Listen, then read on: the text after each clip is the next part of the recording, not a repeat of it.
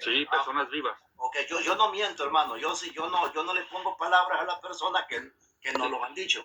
Ok, ahora voy yo y la leo. El cordero se adelantó y tomó el libro de la mano derecha del que está sentado en el trono. Cuando lo tomó, los 4 seres vivientes se postraron ante el cordero. ¿Quién es el cordero, hermano? Ese es Jesús. ¿Y los 4 seres vivientes quiénes eran? Fíjate que esa parte no me acuerdo. Igual no puedes. Escúchame bien. Efraín va a llegar al versículo... No, está bien, adelante. Efraín quiere llegar al versículo 11, pero antes de llegar al versículo 11, tú te vas a quedar aquí, mira. El cordero se adelantó y tomó el libro de la mano derecha del que está sentado en el trono. Escucha. Cuando lo tomó, los 4 seres vivientes se postraron ante el cordero. Lo mismo hicieron los 24 ancianos que tenían en sus manos arpa y copas de oro llenas de perjúmenes, que son las oraciones de los santos, y cantaban cánticos nuevos. Eres digno de tomar el libro y de abrir sus sellos, porque fuiste degollado y que tu sangre compraste para Dios. Entonces dijeron: hombres de toda raza, lengua, pueblo y nación, los hiciste reinos, sacerdotes para nuestro Dios. Y yo seguía mirando y oí al clamor de una multitud de ángeles que estaba alrededor del trono. ¿Esas eran personas o eran almas? Yo quiero que, mira. Pero... no, espérame. Sí, espérame, claro, sí, ¿hacia dónde vas? Sí, hacia dónde vas. Espérame. Yo quiero, hermano, mira. Yo quiero que me lo contestes, pero no que me lo contestes a la ligera. No que contestes lo que yo quiero. Eso no me gusta a mí. Yo quiero que contestes a través del Espíritu Santo qué es lo que dice la Biblia. Yo no vengo a ganar. Yo quiero que tú contestes lo que dice la Sagrada Escritura. Esas personas que dices tú, ¿eran personas o eran almas? Según lo que dice la Biblia. Y te voy a demostrar lo contrario que tú dices.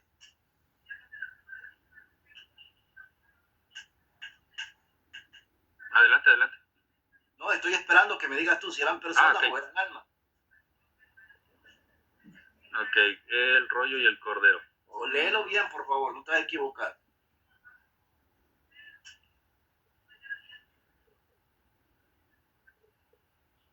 Mira, yo de escatología soy medio malito, primero que nada. Segundo, aquí, de acuerdo a lo que yo he estudiado y lo que he estado con otros hermanos viendo, hay que entender que Apocalipsis tiene saltos.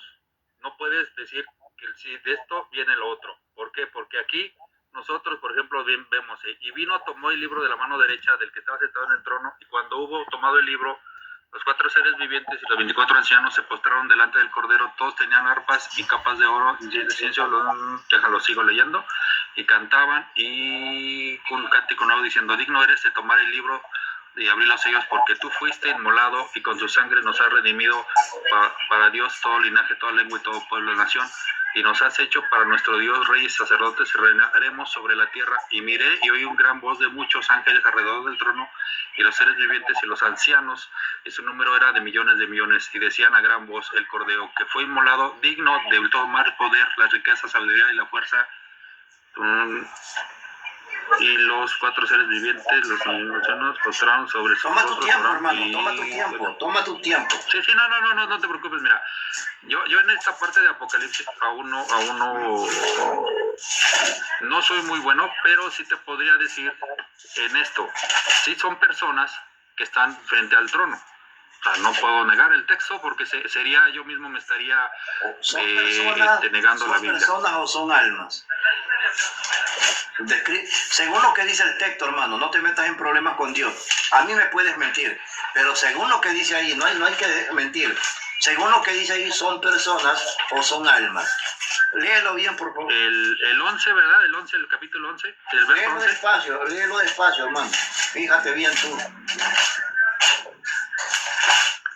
Pues dice: y miré la voz y oí muchos ángeles alrededor del trono, y los seres vivientes y los ancianos, y su número era de millones. Ahí está hablando de ángeles. Sí. Está hablando, entonces... Sigue leyendo todo. En primer lugar, ya vamos descubriendo que no son personas. No son personas. Y por eso fíjate, por eso fíjate tú que si yo le comiento o le digo una mentira a Efraín, y Efraín no cree, y Efraín no cree, y Efraín me cree, entonces así se comienza la mentira con Efraín y con muchas personas, porque ahí no está hablando de personas. Adelante, Efraín, explícale. Ok, yo voy a leer completo el versículo 11. Dice, yo seguía mirando y oí el clamor de una multitud de ángeles que estaban alrededor del trono, de los seres vivientes y de los ancianos. Yo le quiero preguntar, ¿quiénes son esos seres vivientes y quiénes son esos ancianos? Pero eso no se ha cumplido, Efraín, todavía. Acuérdate que Apocalipsis no se ha cumplido. ¿Nada? ¿Entiendes? Sí, parte de Apocalipsis sí. Parte de Apocalipsis se ha cumplido. Hay partes que sí, pero hay partes que no se han cumplido. Porque es un libro profético. A ver, cuando está hablando del Señor Jesucristo, entonces, ¿dónde está el Señor Jesucristo si no está allá? ¿En dónde ya? En el cielo. ¿Dónde está? Jesús Ante la presencia de Dios. del Dios Padre. Entonces, ¿podemos negar que no está allí Cristo? ¿Cómo? No, Está hablando yo sería blasfemo si nego eso. Yo sería blasfemo si nego Bueno, eso. gracias. Gracias. Entonces, para que no diga Vázquez que no se ha cumplido. No. Y vamos con el mero, con el Señor, Escucha. y Rey de Reyes. Escucha, Apocalipsis no todo se ha cumplido. Tienes que entender. Entonces quiere decir que ya el capítulo 20 ya se cumplió. Apocalipsis no todo se ha cumplido, es lo que tienes que entender. Agárrense otro tema, un tema Pero que el que hermano vamos. pueda dominar. Agárrense un tema que el hermano pueda Dice, dominar. eran millones. No, está bien ese tema, no hay problema. Eran millones, No hay problema, o sea, centenares así aprendo. de millones. Así aprendo también. Centenares de millones que gritaban a toda voz, y ahí viene la adoración a Dios. Sí, Esos seres vivientes, Son como ángeles. está preguntando Alexander, ¿eran personas o quiénes eran? son seres celestiales, seres que están en el cielo. Pero no son personas. No son personas. No son personas. Ah, ok, ya estuvo, ya lo dijo. Entonces, a ver, No, Efraín, ya lo dijo, no son personas. Y él había dicho que eran personas. pero él dijo, No. Él dijo que Es se que van- ahí me se van bueno, los adelante, Efraín, me callo.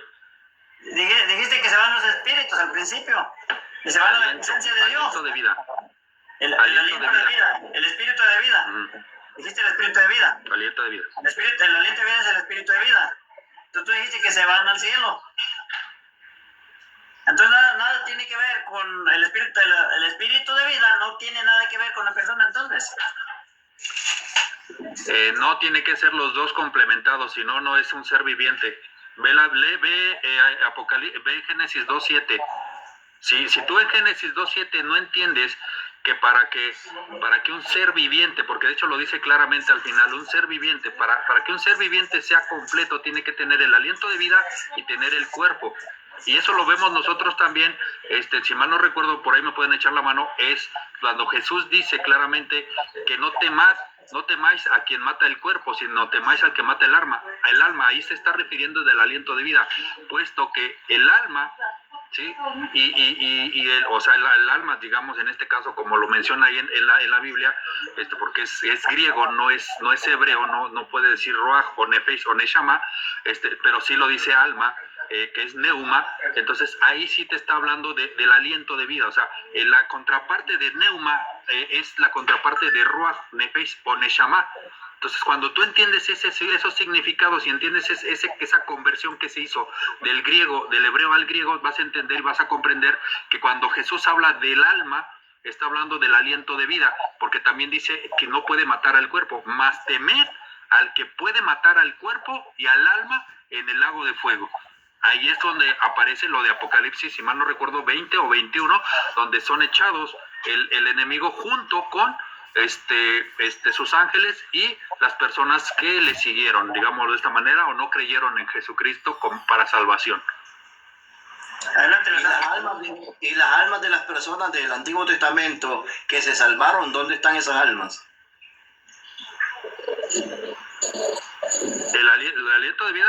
están con Dios. Ajá, y Sí, y el cuerpo va a resucitar. ¿Y la Y el Virgen cuerpo María va a dónde se resucitar. encuentra? La Virgen igual, A ver, tal cual, yo como le hago la pregunta cualquier también. otro ser ¿Dónde está humano. entonces el alma de Moisés? El aliento de vida de Moisés también está con el Padre. Y no se ha juntado. ¿Mande? No, nomás el alma está ahí con el Padre. El El aliento de vida. cuerpo y el cuerpo. Si tú recuerdas, hay una parte en la escritura, no lo tengo a memoria porque no tengo toda la Biblia en la memoria, en la cabeza, pero si tú te recuerdas, el enemigo, Hasatán, ¿qué busca? Busca dónde está la tumba de Moisés. ¿Y por qué busca la tumba?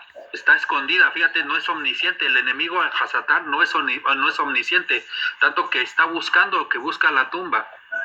Entonces, si tú te das cuenta, si hay una tumba de Moisés, quiere decir que hay un cuerpo, y ese cuerpo va a resucitar en la resurrección de los muertos, conforme a Mateo 24, si mal no recuerdo. Y ahí es donde volverá a venir el aliento de vida junto al cuerpo y serán una vez un ser viviente. Muy bien.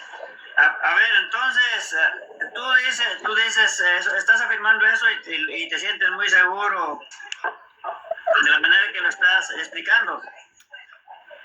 ¿Qué pasa en Mateo 17? Mateo 17, desde el 1 en adelante, donde... Mateo 17. Sí, donde el Señor Jesucristo lleva a Santiago, a Juan y Pedro al monte, y allí La transfiguración, me imagino. se transfiguró, y los apóstoles miran a Elías y a Moisés.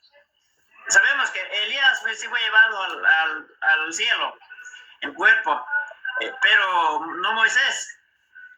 ¿Cómo vas a explicar todo eso si tú dices que están separados aquellas personas que nada tienen que ver, que como diciendo que para Dios es imposible hacer lo que Él quiere hacer? No. ¿Qué pasa? Entonces, ¿qué pasa ahí? ¿Cómo explicas tú eso? Mira, yo te voy a dar mi explicación de ese punto que yo poco he estudiado. Te voy a dar mi explicación. Sí, es muy sencillo. Esa es una visión, porque es una transfiguración. Sí, es una visión. ¿Por qué? Porque si tú vas a poner, fíjate, nada más te la voy a poner de esta manera, Efraín, si tú vas a poner a pelear la escritura con la escritura, este es el problema. ¿Por qué? Porque como ya te lo dije, la misma escritura a mí me basa a lo que estoy diciendo, y ya te di parafraseé varios textos bíblicos. Entonces, ¿qué resulta? Ahí, en esa parte de Mateo 17, la transfiguración es una, ¿cómo se dice? Es una visión. Por eso se transfigura y ven, ¿sí? Porque aquí lo dice claramente, dice, y se transfiguró delante de ellos y resplandeció su rostro como el sol y sus vestidos se hicieron blancos como la luz. Y aquí les aparecieron Moisés y Elías hablando con él. Sí, me explico. Dice aparecieron. Dice aparecieron. Sí, aparecieron. Hay que leer bien, Sí, como claro. dice, no le cambies. Sí. Aparecieron, yo no lo estoy cambiando. No dice que Yo fue no lo una estoy visión. cambiando. Aparecieron, ¿qué quiere decir eso que aparecieron? Que estaban vivitos, así como son ellos, como fueron, porque se aparecieron. Es que ahí ya tendríamos un problema con la escritura. Aparecieron. Es que ahí tendríamos un problema con la escritura. Cuando no se tiene un entendimiento sobre ciertos textos, vamos a poner a pelear la misma escritura. Si tú lees lo que es el Antiguo Testamento y parte del Nuevo Testamento, las citas que yo te di, muchas de las personas van a confundir esto. Entonces vas a decir, entonces la Biblia dice que el aliento sube y el cuerpo queda, y entonces estos sí están vivos. O sea, ¿cómo es esto? No sé si me explico. Pero la misma Biblia nos da ese entendimiento, para comprender que esa es una transfiguración, fue una visión que tuvieron ellos, ¿sí? ¿Por qué? Porque Dios mismo, conforme a la Escritura, Él no puede romper sus propias reglas. Porque Él mismo dice que todos serán resucitados. O a lo mismo también que todos pecaron. Entonces, si nosotros decimos que todos pecaron y todos decimos que todos murieron, es porque fueron todos. Entonces, no podemos decir ahora que aquí ya está viviendo Elías y este Abraham, cuando es una visión, una transfiguración. Eso es lo que yo entiendo. Están vivos. ¿Qué entiendes tú cuando dice Cristo? Dios es un Dios de vivos y no de muertos. Es que es muy, esa respuesta es, para mí, yo te la respondo de esta manera, Efraín. Cuando se dice que un Dios de vivos es por la esperanza que tenemos nosotros en la resurrección. Porque si no, entonces, ¿qué sucede? Nosotros, vuelvo y repito, estaríamos peleando otra vez contra la Escritura al querer decir que Él es un Dios de vivos cuando no tendrían que ya resucitar, cuando no tendrían que ser transformados, cuando no tendrían que ir a juicio otras personas. Entonces, ahí ya nosotros estamos peleando contra la propia Escritura. ¿En qué somos vivos? En la esperanza que tenemos. Por eso Juan 3:16 es muy claro y lo dice: porque tanto amó Dios al mundo que entregó a su Hijo unigénito para que todo aquel que crea en Él no se pierda, mas tenga vida eterna. De esa vida está hablando, de ese Dios de vivos está hablando.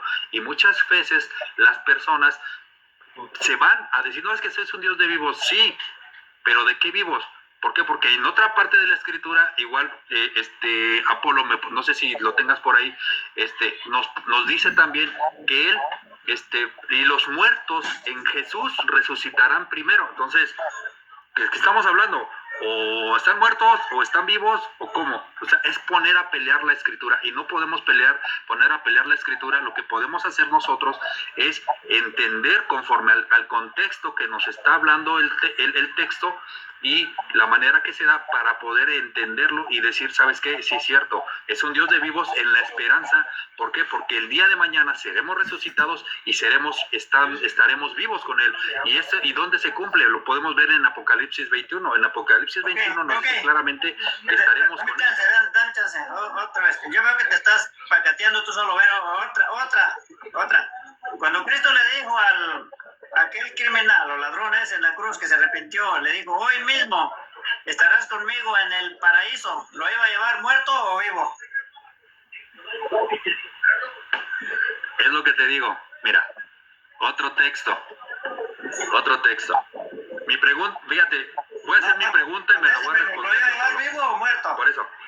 Por eso, mira, me voy a hacer la respuesta muy rápido. Me voy a hacer la pregunta y me la voy a responder yo solito. Jesús, cuando le dice estas palabras, ¿cuántos días tardó en resucitar? ¿Luego o 3 días? 3 días. Entonces, esta persona, su cuerpo fue al Seol, al seno de Abraham, porque era una persona que conocía Escritura, porque era un malhechor, una persona que fue hasta cierto punto, cierta historia dice que fue un disidente de aquellos judíos que querían la libertad de su pueblo, y fue apresado. ¿Qué resultó aquí? Era alguien que conocía Escritura y conocía quién era Jesús y por qué él esperaba un Mesías, tanto que ellos hacían esas revueltas. Cuando no se entiende el quién estás hablando? muy rapidito. ¿Del ladrón? Del supuesto ladrón. Ahora, con eso termino. ¿Por qué? Si conocía a Jesús, ¿por qué lo insultaba? Efraín, hermano Rafa, tú le crees a lo que dice la Biblia, ¿verdad que sí? Yo le creo a lo que dice la Biblia. Efraín, ¿tú le crees a lo que dice la Biblia? Amén. ¿Dónde dice, hermano, que este hombre que estaba en la cruz llegó al Seol? Dame esa cita, por favor. Hay que entender el contexto. Ok, dame la cita, por favor. Me voy a callar y si quieres léelo. Si quieres léelo y me das la cita donde dice que el hombre que estaba en la cruz fue al Seol, por favor. Mallita. Ahí dice paraíso, y el paraíso conforme al contexto de ese tiempo era el Sheol. Y nosotros pues, el seno de Abraham. Y eso lo podemos ver nosotros en Lucas 16 o 17, mal no recuerdo, en lo que es la parábola del rico y el pobre, y Lázaro. Pero ahí habla del rico y el Lázaro, habla del que estaba en la cruz. No, es que mira, hay que entender el contexto. Muchas veces no se entiende el contexto de las palabras que decía Jesús. Cuando las palabras que decía Jesús, cuando decía paraíso, él se refiere al seno de Abraham, lo que es en el Sheol, ¿sí? Y muchas veces la gente no entiende ese lenguaje. ¿Por qué? Porque creemos, no, es que aquí dice paraíso y se va al paraíso y el paraíso está en el cielo. Cuando si nosotros vamos al contexto del primer siglo y entendemos que paraíso era el seno de Abraham o el Sheol, vamos a comprender eso. Pero mientras nosotros vamos a quedar que no, es que fue al paraíso y el paraíso es el cielo. Cuando pues yo mismo me hice la pregunta, ¿cuántos días tardó Jesús en levantarse de la tumba? 3. ¿Y en qué momento Jesús le dijo, hoy mismo estarás conmigo en el paraíso? ¿A dónde fue Jesús en ese momento? De acuerdo a Pedro, no me acuerdo si es en primera o segunda de Pedro, que fue y le predicó a los espíritus encarcelados. O sea, si te fijas, si nosotros vemos todo el contexto de la escritura, no solamente un texto, podemos ver un poquito la apertura de lo que dice de lo que nos está diciendo Jesús, porque a veces si nos quedamos aplacados en el texto, no, es que aquí dice paraíso y paraíso es cielo, cuando hay que entender lo que dice todo el contexto del hecho que está hablando la Biblia o que está describiendo la Biblia, y de esa manera podemos entender que el paraíso, conforme al texto y al contexto histórico y cultural de ese tiempo, se está refiriendo al Sheol o al seno de Abraham. A ver, Rafa, yo te voy a hacer una pregunta, porque me llamó la atención también que dijiste que ese ladrón ya conocía a Jesús. Que Sí. Entonces, ¿por qué lo insultaba? Es que, hermano, es muy sencillo. ¿Cuántas personas no mismas declararon y hablaron de su boca diciéndole, crucifícale, mismos judíos? Pero en la misma cruz lo insultaba. Sí, porque había uno que lo insultó y otro que dijo que No. otro que no. Los dos. ¿O tú crees que nomás uno lo insultaba o los dos? A ver, vamos al texto, porque igual me estoy, No, porque tú me dijiste que él conocía mucho la escritura, pero yo él conocía, porque eran si personas conocía a que Jesús, conocían. ¿por qué lo insultó? Ay, no importa, mira, vamos al texto y te lo explicamos. ¿Dónde? ¿Cuál es ese? Vamos ¿Cuál a era? Mateo 27:44. Mateo 27:44 y también a Marcos 15:32. Mateo 27:44. Ok, dice Mateo 27:44. Lo mismo le injuriaba también, los ladrones estaban crucificados con él. Ahora lee Marcos 15:32. Espérame, voy y abro otra ventanita. Marcos, ¿qué dijiste? 15:32. 15:32. Ok. Y dice el Cristo Rey de Israel hacia... no, aquí, déjame, lo abro más. 15:32. Ok, dice el 32, dice el Cristo, el Rey de Israel, así descienda ahora de la cruz para que veamos y creamos también los que estaban crucificados le injuriaban. Sí, le injuriaban. Sí, está bien, está correcto.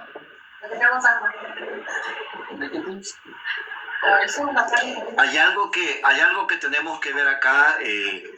Yo si algo está en la Biblia lo creo y si no está en la Biblia no lo creo. Dice uno de los malhechores que estaba crucificado con Jesús, lo insultaba.